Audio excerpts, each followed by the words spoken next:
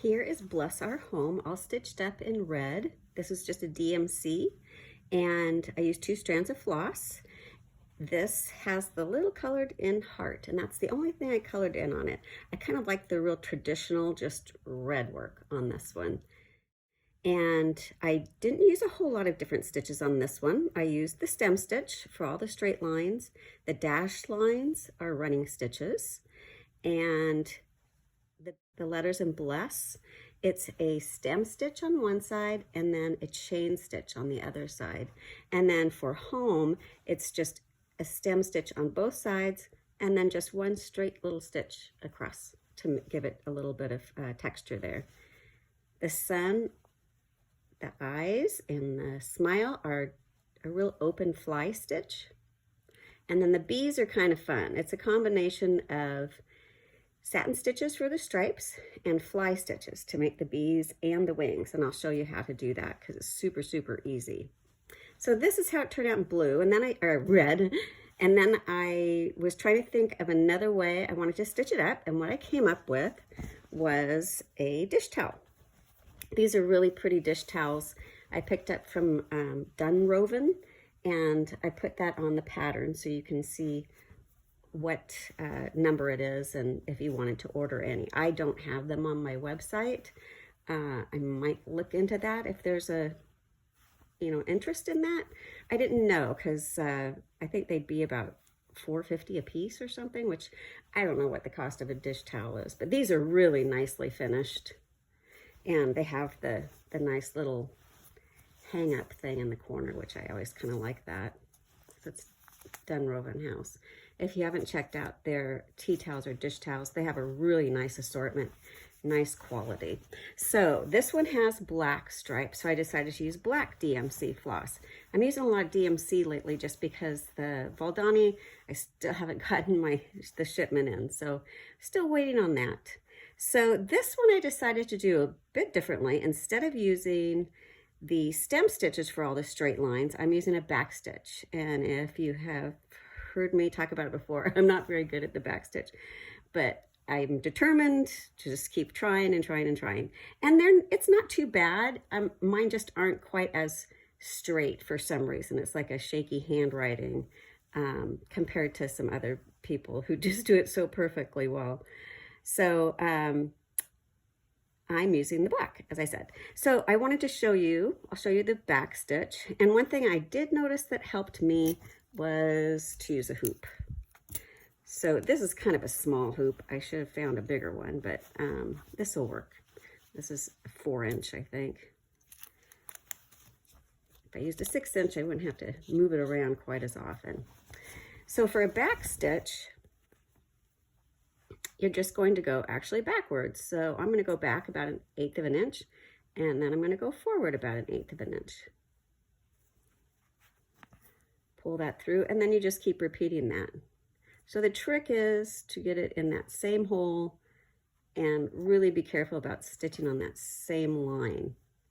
Don't go on either side of that line. Try to stay right on the drawn line.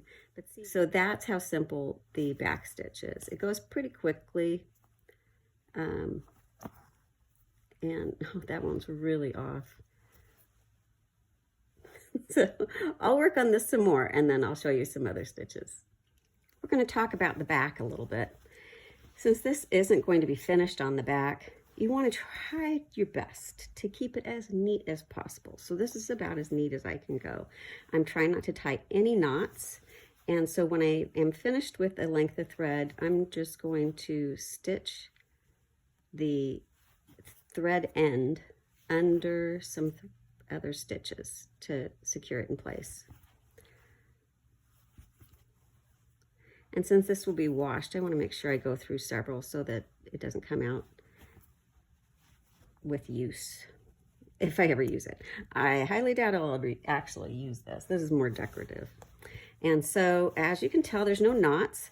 One way to do this, if you're just starting and you can't, like if I'm doing this bee, there's nowhere for me to thread my thread through and then come up over here. So one thing that I wanted to show you is if you're using 2 strands to stitch, say, you're going to take all 6 strands and you find the length that you like. I usually go from my thumb to my armpit. It's a little longer than you're supposed to, but that's just because I don't like to have to keep rethreading. You're not going to cut it there. You're actually going to make it twice that length. So now I've got double that.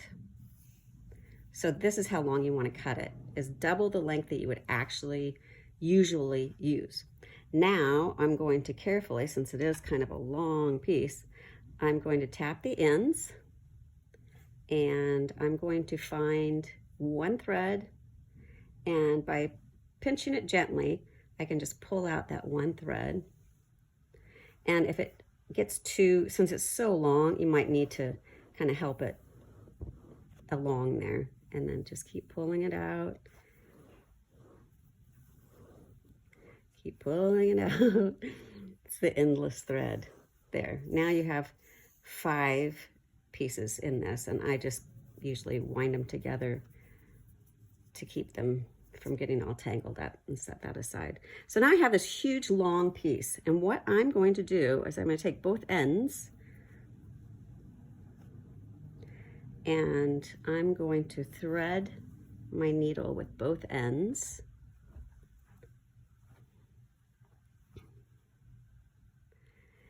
Now I'm ready to go. I don't need to knot it because I have this nice little loop at the end.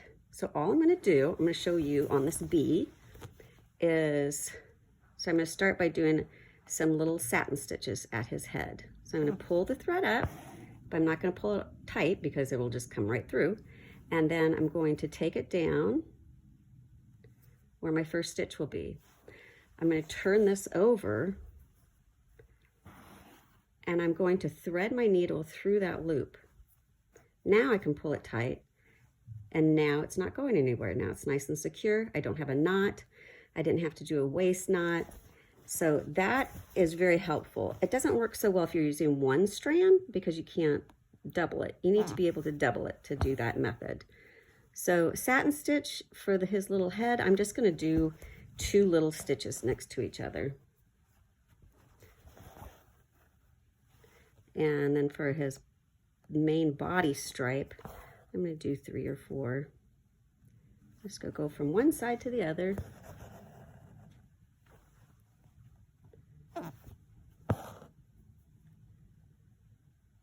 And a lot of times for me, for satin stitch, it turns out better if I do the kind of poke and pull. So poke it all the way up and then push it all the way through.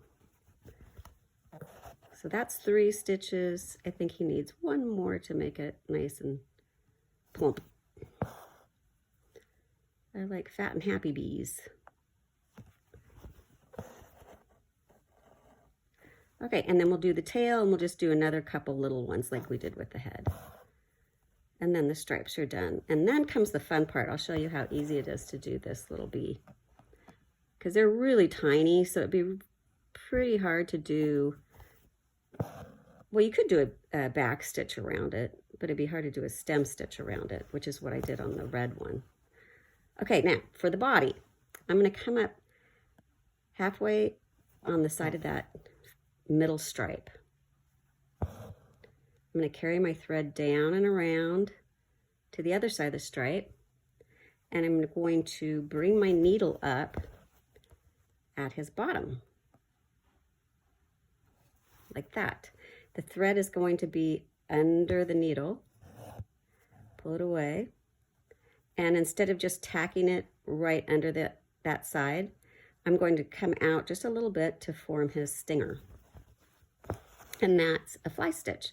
So I use a fly stitch to create his body. And I just do the same thing for the top half of the bee. So I'm going to go up to his head. Thread goes under the needle like that. Now I'm going to do a stitch out kind of at a little bit of an angle, and there's one stitch antenna and there's the other. And then the wings, guess what? They are the same thing. they're just a little fly stitch. Only this time I'm going to tack it right on the other side of the loop.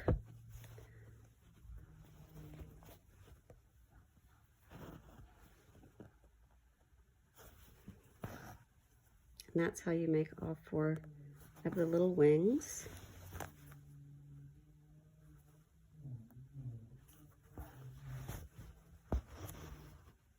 And there you have a little bee. How easy is that? And then I still don't want to tie a knot, so I'm going to take my thread back through some of these stitches, maybe go back and forth, weave them underneath a couple of times, really secure them in place. There. Now I have a piece of thread that does not have a knot at the end or a loop, so I don't want to tie a knot. So the next time I start, I'm going to actually thread it under some of these existing stitches. So I'm going to start, I want to start my stitching right here, or probably right there. So I'm going to make a note of where that is and just carefully, without pulling too hard until you get it in there, secured, come down here. There. Now I can start where I want. I'm going to start right there. So I just have a few more back stitches until I get down to this point. So this side of the letter is a chain stitch. So I've done the back stitch on that side. Now I'm going to do the chain stitch. And chain stitches are directional. So what I would recommend is doing all your letters the same way. In this case, I always started at the bottom and then worked up, bottom worked up, and I'm going to start at the bottom and work up. If you want to go top and work down, that's fine too, but I kind of like having them consistent. So what you do is you're going to pull your needle up where you want to start. You're going to loop your thread around. You take your needle in the same hole, come up about 1/8 of an inch. The thread's going to go under the needle. You're pulling this away from you, so towards the loop. And now you're just going to repeat that. This time you're going to take the needle down inside of that loop and come up another 1/8 of an inch. The thread's going under the needle and pull it away from you. Or pull it towards the loop, depending on how you're stitching. And you don't want to pull it too tight or it's going to close up the little loop, and it's kind of nice. I like seeing a little bit of fabric underneath there. And then you just take the needle down on the other side of the loop like you would with a fly stitch to hold it in place. And there's the E. So now I have my thread at the top of this E, and I want to start stitching down here at the bottom of the E. So instead of cutting my thread, I'm just going to carry it underneath those stitches that I just made.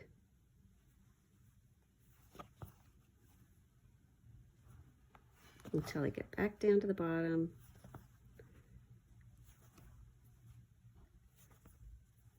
And that will keep it nice and neat on the back, so you don't even really see it. And then I will start my back stitches again. And there's a little part of this S I wanted to show you.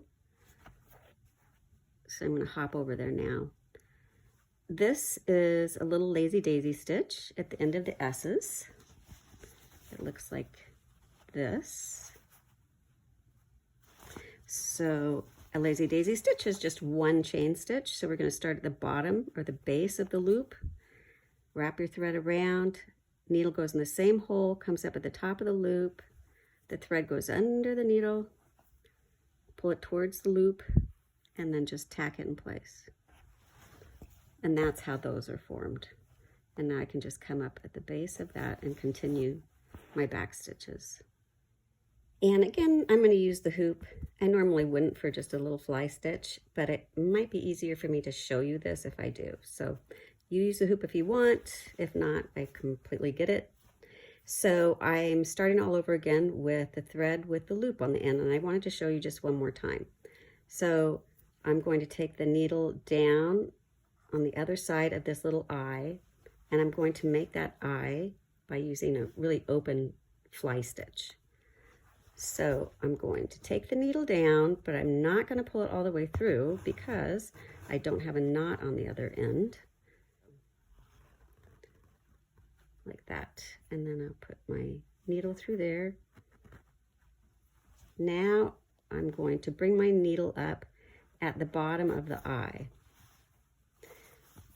And the thread is going to be under the needle. That's why I didn't want to pull it too tight. And then I just tack it right on the other side. And he's got kind of his eyes closed, but they're kind of smiling eyes.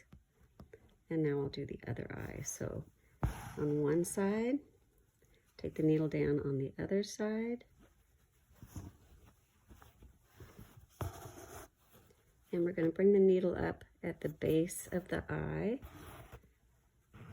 The thread is under the needle, and then just tack it. And then I can hop down and do the mouth, which is the same thing. And these little guys out here, these are just one straight stitch. Super easy. Now, I wouldn't normally pop out there and do each one. I would do the sun, the outline of the sun, and then come out and do those, but I just wanted to show you. The word hour is just backstitched very simply. On the red one, I did it with a stem stitch, so you can see it. If you're doing small stitches, that is really helpful if you're going around curves. So I would say on some of these really tight curves with a stem stitch, I would do almost a 1/16 of an inch to just kind of help hold it in place there. When you're stitching these trees, it's just a simple outline around this. In this case, it's the back stitch, and the branches are all the same, either a stem stitch or a back stitch. And then to just do these little tiny branches, I'm just doing little stitches. So just one stitch that way, and one stitch in this other direction. Then I'm going to come back up at the point and do my stitching down to the main branch or the main trunk of the tree. And the only other thing that is satin stitched besides the bee stripes is this door. So that's just going to be a few little satin stitches there. These birds are really tiny, so it's easier to do them with a back stitch than the stem stitch, but I did do it on the other one. I'll show you. I just use really, really tiny stitches. Very, very tiny. So that is how we do this month's Bless Our Home. I'm going to enjoy finishing this one up, and I hope you guys enjoy this one. And I'll look into ordering these tea towels and see how easy it is to pick some up. Thanks.